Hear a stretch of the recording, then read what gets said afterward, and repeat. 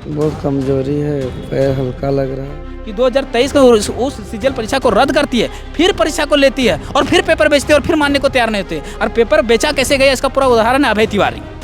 अभय Tiwari Albert Einstein का दामाद रहा होगा या उसका बेटा, लेकिन शंका है कि वही विभाग जिसके पास है वही बड़ी मछली है।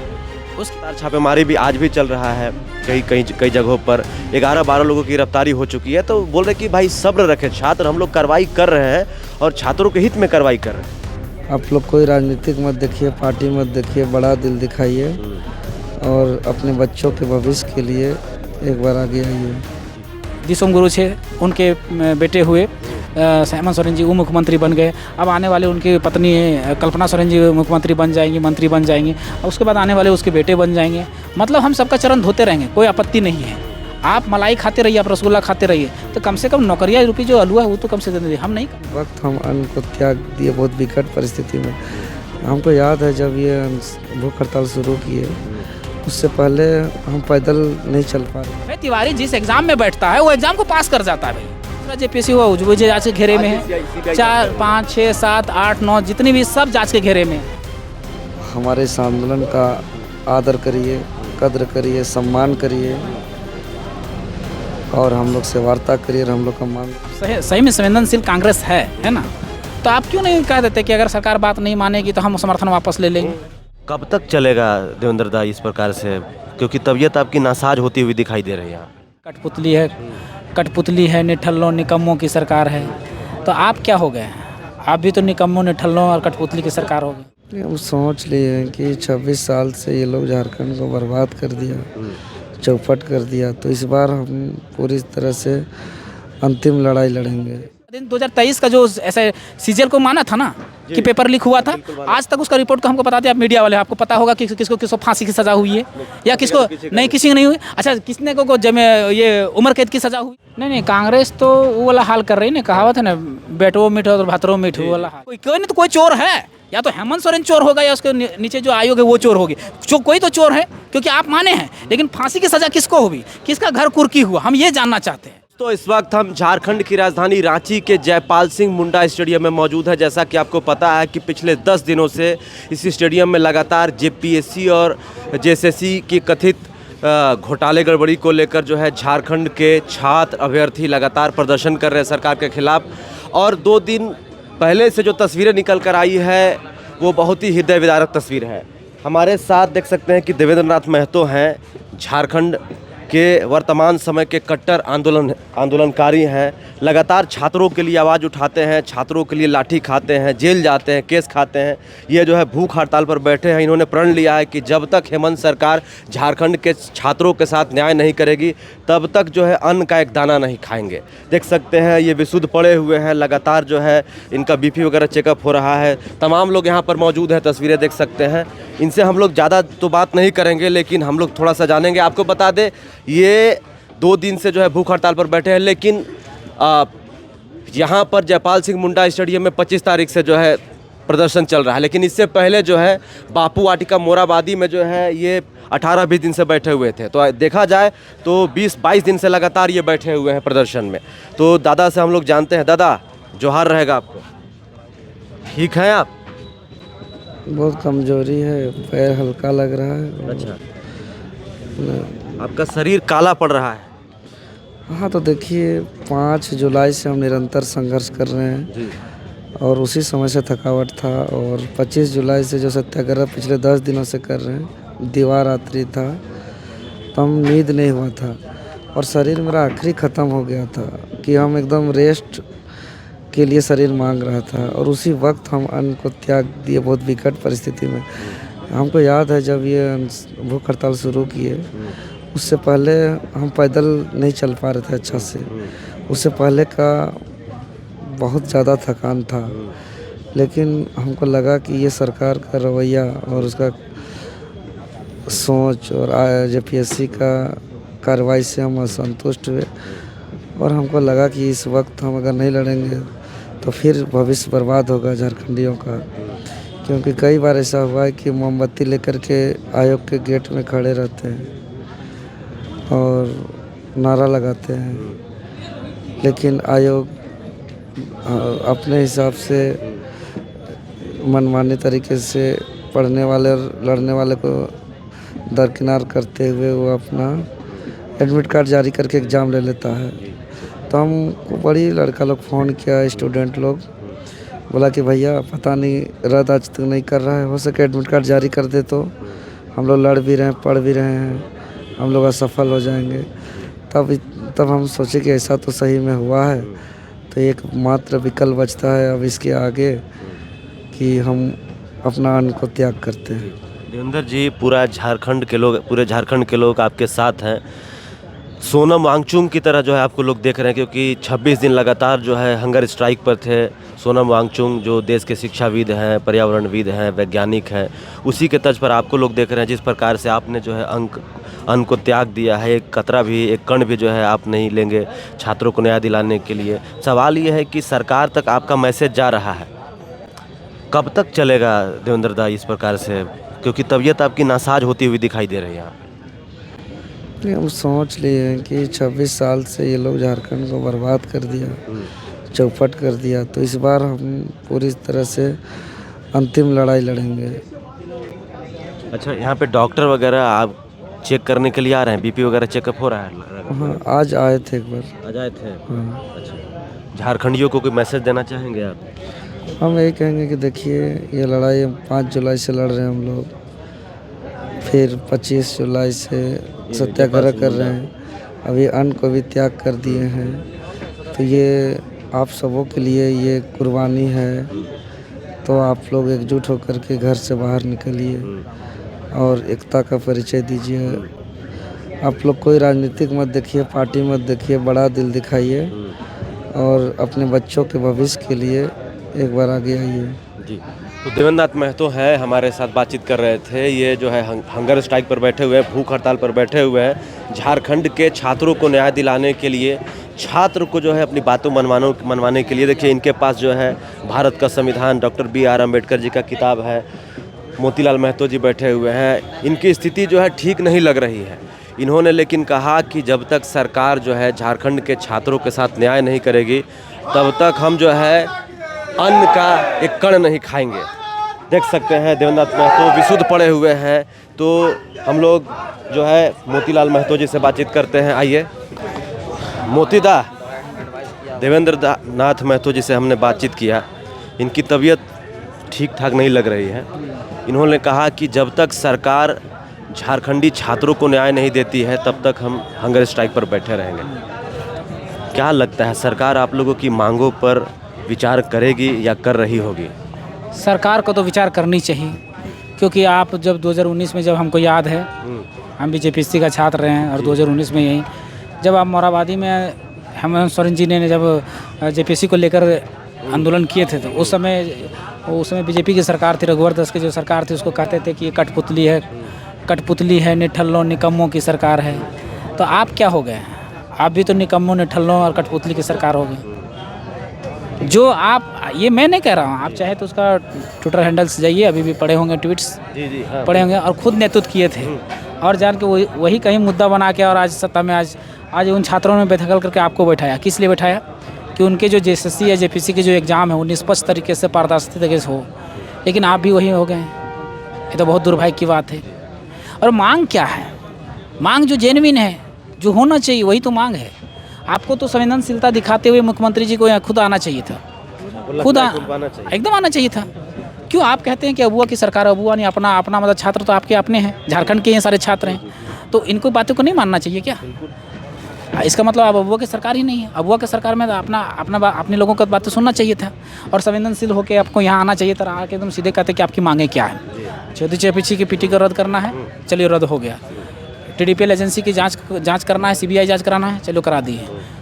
ऐसे सारी मांगों को जो भी मांगे हैं सबको मान लेना चाहिए। सरकार की तरफ से कोई यहाँ पर कोई टीम नहीं आई है छात्रों से बात करने के लिए, आप लोगों से बातचीत करने के लिए।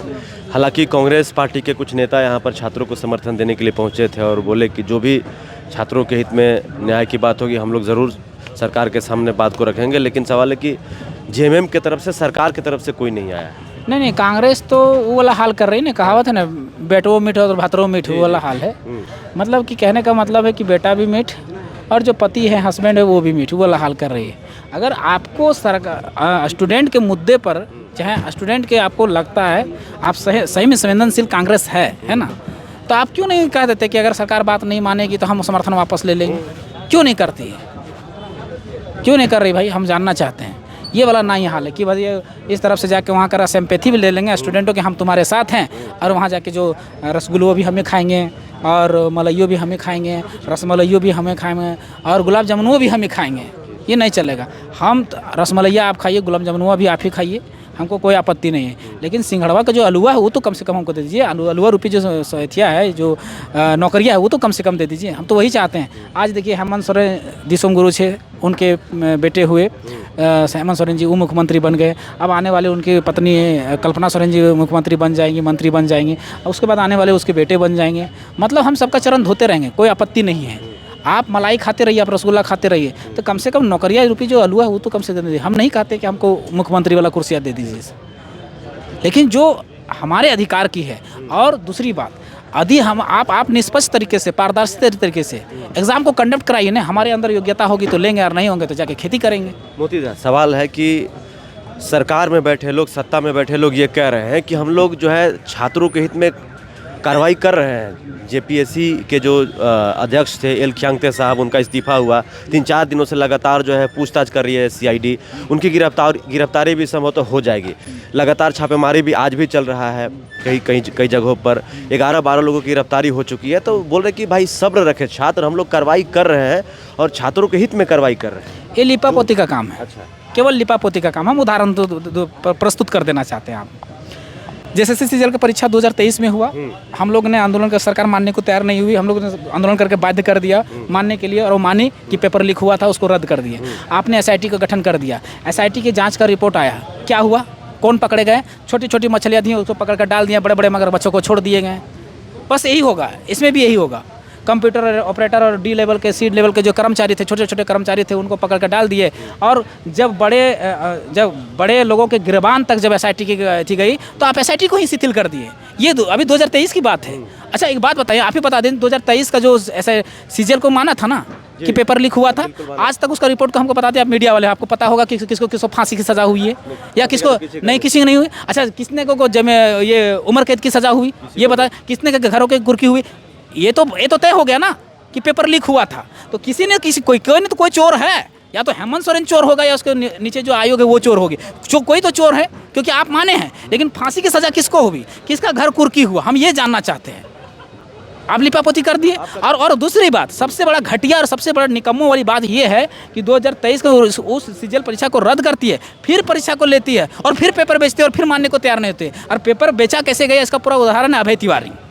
अभय तिवारी अल्बर्ट आइंस्टीन का दामाद रहा होगा या उसका बेटा रहा होगा, क्योंकि अभय तिवारी जिस एग्जाम में बैठता है वो एग्जाम को पास कर जाता है। भाई अल्बर्ट आइंस्टाइन भी इतना जादू है क्या? नहीं, जादू नहीं है, बोलते हैं। अल्बर्ट आइंस्टीन का IQ 163 था। हमको लगता है इसका डबल होगा।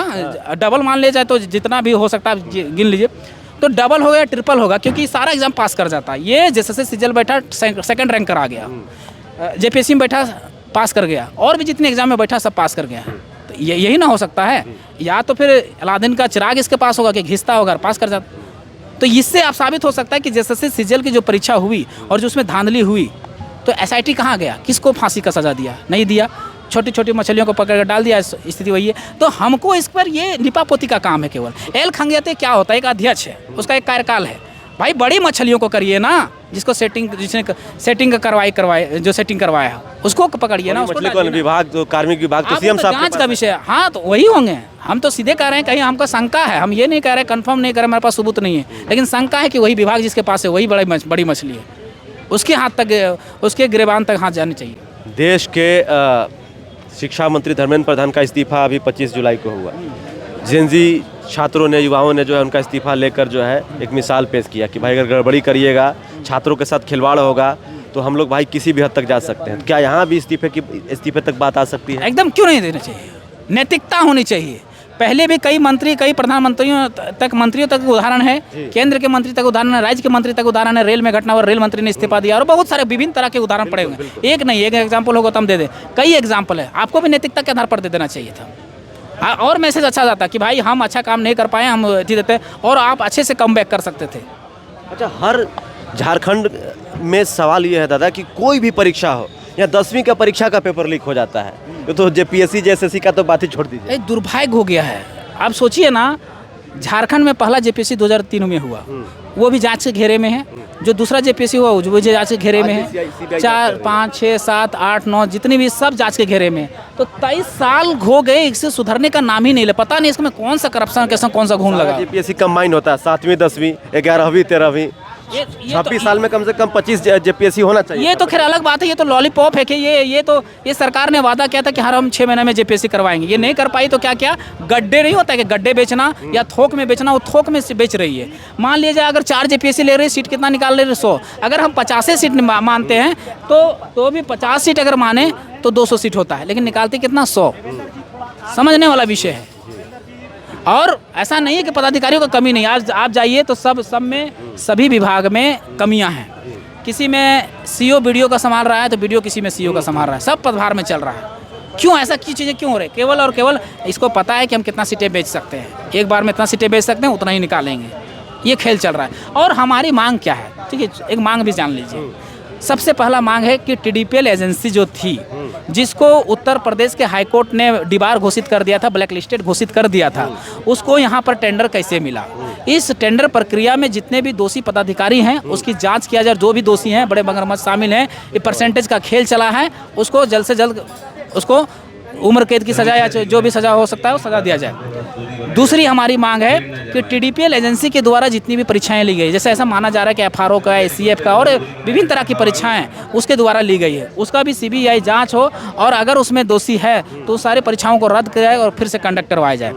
और तीसरी हमारी मांग है कि 14वीं जो एसपीसीपीटी को तो क्लियर है कि उसी ने एग्जाम लिया है, तो उसको सबसे पहले रद्द कर दिया जाए और फिर से रिकंडक्ट करवा जाए। रिकंडक्ट ऐसा ना हो कि फिर सीजीएल के तरह तो रिकंडक्ट करवा दिए और फिर से पीछे से सीट को बेच दिए, ऐसा वाला कहानी नहीं है। अब हमारी चौथी मांग ये है कि जैसे पहले जेपीएससी जो है आयोग खुद एग्ज़ाम कंडक्ट करवाती थी, फिर इन्होंने अपने से कंडक्ट नहीं करवाने लगे, खुद नहीं करवा पाई तो एजेंसी को दे दी। तो अब एजेंसी से भी काम नहीं हो पा रहा है, तो अब क्या प्रावधान, अब क्या हो सकता है? तो एक प्रावधान संविधान में है। संविधान का आर्टिकल 312 के तहत संघ लोक सेवा आयोग का गठन किया गया और अनुच्छेद 315 के तहत राज्य लोक सेवा आयोग का गठन किया गया। लेकिन इसमें एक और प्रावधान है संयुक्त लोक सेवा आयोग का। तो इसमें ये कर सकती है कि अगर राज्य लोक सेवा आयोग अगर एग्जाम को कंडक्ट नहीं करवा पाती है तो राज्यपाल के अनुमोदन पर राष्ट्रपति को जब जाएगा तो राष्ट्रपति चाहे तो संघ लोक सेवा आयोग के द्वारा एग्जाम कंडक्ट कराया। ये फ्रेश करने का एक तरीका है।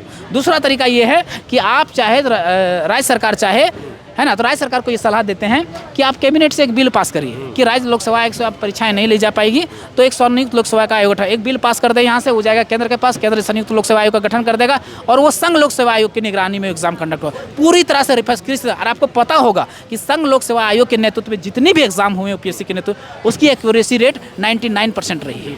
अच्छा, फ्रेश हो जाएगा। जब संविधान में जो है कानून भी बना हुआ है कि भाई आप जो संविधान के आर्टिकल के हिसाब से कर सकते हैं, फिर भी सरकार क्यों नहीं करना चाहती है?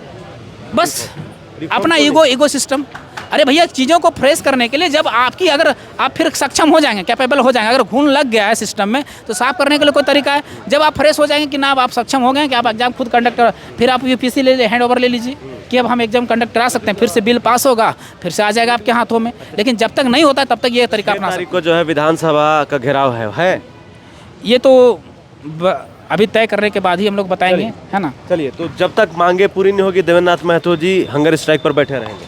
हाँ, एकदम ये बैठे रहेंगे। और अगर ये नहीं तो फिर दूसरा छात्र आएंगे, दूसरे छात्र बैठेंगे और भी लोग बीमार पड़ गए हैं अभी से। हाँ, तो इनको जहाँ तक देखिए, एक शरीर का एक कैपेबिलिटी होता है, एक एनर्जी होता है, वो एनर्जी धीरे धीरे ढलेगी तो जितना तक हम देवेंद्र नाथ महतो को देख रहे हैं 5 जुलाई से ही जो है ये बापू वाटिका में बैठे हुए थे। हाँ, और उस समय से अभी तक जो है चल ही रहा है। हंगर स्ट्राइक पर नहीं थे लेकिन वहाँ भी सत्याग्रह पे ही बैठे। हाँ, सत्याग्रह पे थे जी। मोतीलाल महतो बातचीत कर रहे थे, तो आप ये सीधी तस्वीर जयपाल सिंह मुंडा स्टेडियम रांची से देख रहे हैं। यहाँ देख सकते हैं देवेंद्र नाथ महतो हैं और जो है इनके पास जो है भारत का संविधान किताब है।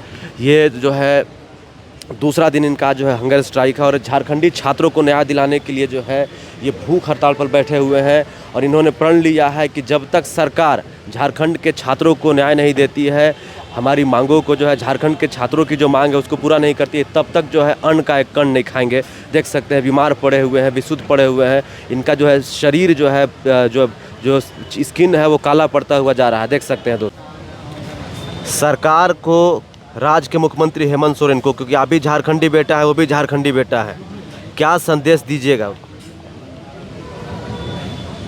कहेंगे अब दिसुम गुरु शिबू सोरेन जी के पुत्र हैं, कल उनका पुण्यतिथि है और हम उनके पिताजी के रास्ते पे, आंदोलन के रास्ते पे हैं। इसी रास्ते पर इससे पहले निर्मल महतो, विनोद बिहारी महतो, भगवान बिरसा मुंडा, सिद्धू कानू, बहुत हमारे महान वीर सपूत ने चला है। तो आप हमारे इस आंदोलन का आदर करिए, कद्र करिए, सम्मान करिए और हम लोग से वार्ता करिए और हम लोग का मांगों को पूरी करिए। चलिए, ये कह रहे हैं कि भाई झारखंड जो है आंदोलनकारियों की धरती रही है, क्रांतिकारियों की धरती रही है, सरकार को वार्ता करना चाहिए और लोकतंत्र में यही है कि भाई वार्ता होनी चाहिए।